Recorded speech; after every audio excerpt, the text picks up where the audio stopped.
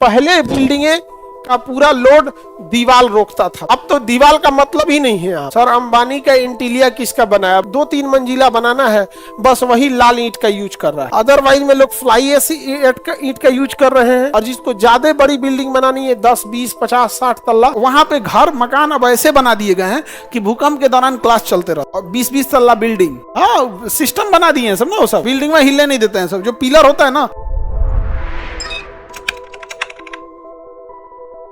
पहले बिल्डिंगे का पूरा लोड दीवार रोकता था, अब तो दीवार का मतलब ही नहीं है। यहाँ पर पिलर है, इसमें तो देखिए ना कहीं कुछ है, हाँ पिलर है कहाँ इधर। वो दीवार इतना मोटा है जिसका कोई हद नहीं। यहाँ पे वो दीवार 20 इंच का दीवार है, वो वाला। वो जो दरवाजा जहाँ से खुलता है वहां से ही दीवार की मोटाई देख लो ना। हाँ वो दीवार के अंदर अलमारी है उतना मोटा, ताबूत इतना मोटा दीवार है, पुराना जमाना का है, उस समय का इतना 20 इंच का है, बहुत मोटा है ये दीवार। तो अब के समय में कौन इतना मोटा दीवार बनाता है? तो पहले भी जहां जो मिट्टी मिलती थी उसी मिट्टी को पका देता था, लेकिन फिर भी ये कहा जाता है कि सबसे अच्छा ईंटा किसका बनेगा। तो अब तो रेड ब्रिक का जमाना ही खत्म हो गया। अब कौन सा जो जिसे 1-2-3 मंजिला बनाना है, बस वही लाल ईंट का यूज कर रहा है। अदरवाइज में लोग फ्लाई एश ईंट का यूज कर रहे हैं। और जिसको ज्यादा बड़ी बिल्डिंग बनानी है 10, 20, 50, 60 तल्ला, वो लोग ऑटोक्लेव एरिएटेड ब्लॉक का, AAC block, autoclave aerated concrete block कैसे है यहाँ पे, समझ में आ गया? AAC ब्लॉक, समझ में आ गया? तो इसका यूज कर रहे हैं लोग। तो इसको जोड़ने के लिए भी एडहेसिव आता है, इसको सीमेंट से जोड़ा ही नहीं जाता है। देखते हैं इतना बड़ा बड़ा ईंटा होता है, सीमेंट टाइप का रहता है, लेयर रख दिया जाता है, उसका एक केमिकल आता है एडहेसिव बोलते हैं, और उसको बस एकदम हल्का सा लेई जैसे लगाया जाता है।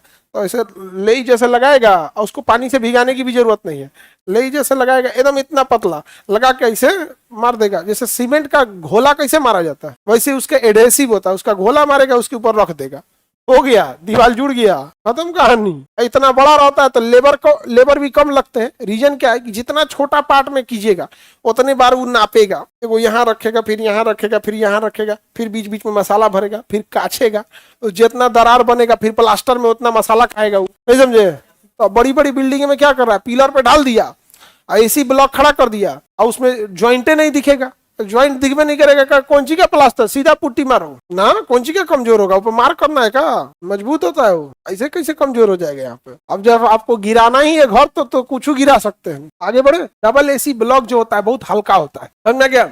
बहुत हल्का होता है, सीमेंट के उसमें हल्का होता है, आग उग भी इस पे नहीं लगता है। इससे होता क्या है कि बड़ी बिल्डिंगों को हल्का रखना मजबूरी है, वरना बिल्डिंग अपने लोड से धंस जाएगा, नहीं समझे? और किसी भी बिल्डिंग में केवल 5% लोड, 5% नहीं कहिए, किसी भी बिल्डिंग का महज 5% लोग रहते हैं उसमें, बाकी 90-95% तो बिल्डिंग अपने लोड से परेशान है। आप अपने घर में देखिए ना, खूब से खूब होंगे लोग तो 10 लोग होंगे। 10 लोग का मतलब एक आदमी 8 कुंटल, 80 kg के हिसाब से आप मानते हैं एक आदमी को 8 कुंटल। कितना कुंटल? 8 कुंटल। उतना तो एगो दीवालवा हो जाएगा, एक ट्रैक्टर का एगो दीवार चलाने में हो जाएगा। एक ट्रैक्टर ईंटा ले आते हैं तो आपके घर का टोटल लोड तो खुद आपका घर रोक के बैठा हुआ है। जितना उसमें आप सीमेंट लगाए हैं, जितना बालू गिट्टी छड़ लगाए हैं, वो तो अपने लोड से परेशान है। आप लोग तो उसमें कोई मतलब नहीं बनता है किसी चीज का, बहुत कम लोड रहता है उसके ऊपर। तो अभी तो AAC ब्लॉक का यूज हो गया है, या फिर फ्लाई एश ईंट का यूज हो गया। रेड ब्रिक का यूज अभी गांव में बचा हुआ है। अभी उसके चूंकि रेड ब्रिक वाले मिस्त्री इजीली मिल जाते हैं, अब ब्लॉक वाले मिस्त्री इजीली नहीं मिलते। उसमें हथौड़ी का भी यूज किया जाता है, तो रबड़ की हथौड़ी होती है। जो ब्लॉक वाला होता है ना, तो रबड़ की हथौड़ी यूज किया जाता है। सर अंबानी का इंटीरियर किसका बनाया? भाई अभी तो उन्हीं से पूछना पड़ेगा। समझ में आ गया कि नहीं आ गया? जापान में डेली भूकंप आता है, डेली चर्चा होता है, जब बड़ा हो जाता है तब कहीं ना कहीं जापान में ना भूकंप आते रहता है। वहां पे घर मकान अब ऐसे बना दिए गए हैं कि भूकंप के दौरान क्लास चलते रहता है। जिस भूकंप में हम लोग मैदान में भाग जाते हैं ना, भागा हो उसमें वहां क्लास चलते रहता है। और 20-20 तल्ला बिल्डिंग, हाँ सिस्टम बना दिए हैं सब ना, वो सब वहां पे सिस्टम बना दिया सब, बिल्डिंग में हिलने नहीं देते हैं सब। जो पिलर होता है ना, पिलर को ही सस्पेंशन पिलर बना दिया है सब, पिलर वो अपना हिल जाता है, शॉक वाला लगा के स्प्रिंग। और उसके बाद से मकान को खोखला बना के, जैसे चारों ओर से मकान बनेगा, बीच में खाली जगह रहेगा, और उस खाली जगह में ना लोहे की बड़ी सी बॉल लटका देते हैं सब, बहुत भारी लोहे की बॉल। तो जब कोई घूमने वाली चीज पे कोई चीज लटका देते हैं ना, तो तेज नहीं घूम पाता है वो, तो बड़ा भारी लटका देते हैं लोहे का वहां पे। अब जैसे भूकंप आता है तो बिल्डिंग हिलती है, तो बिल्डिंग से बंधा हुआ लोहा हिलता है, तो वो क्या करता है, बैलेंस करा देता है। तो हिलना चाहिए ज्यादा, तो हिलता है, काम आराम से चल जाते हैं सब। देखो, घर सबका घर होता है। एक मतलब इंग्लैंड के हाई कोर्ट ने, इंग्लैंड के एक कोर्ट ने एक बार एक टिप्पणी किया था। एक गरीब इंसान का मुकदमा हुआ था, सरकार उसकी जमीन जब ले रही थी, उसने कहा था कि इस व्यक्ति की एक झोपड़ी है, इस झोपड़ी में सूर्य का प्रकाश आर पार हो सकता है, तेज हवाएं इस मकान को इस पार से उस पार जा सकती हैं, राह चलता व्यक्ति देख सकता है कि मकान के अंदर क्या है, लेकिन इसके अंदर रहने वाला व्यक्ति के बिना अनुमति इंग्लैंड का राजा भी नहीं जा सकता है। इसलिए एक मकान किसी व्यक्ति का केवल छत नहीं होता है, उसकी वो पूरी दुनिया होती है। यहाँ तो इंग्लैंड का राजा भी नहीं जा सकता है। तो वहां सोचिए लोकतंत्र की वैल्यू क्या है। अपने यहाँ तो दरोगा कहेगा घर है उड़ा दे यहाँ पे, समझे।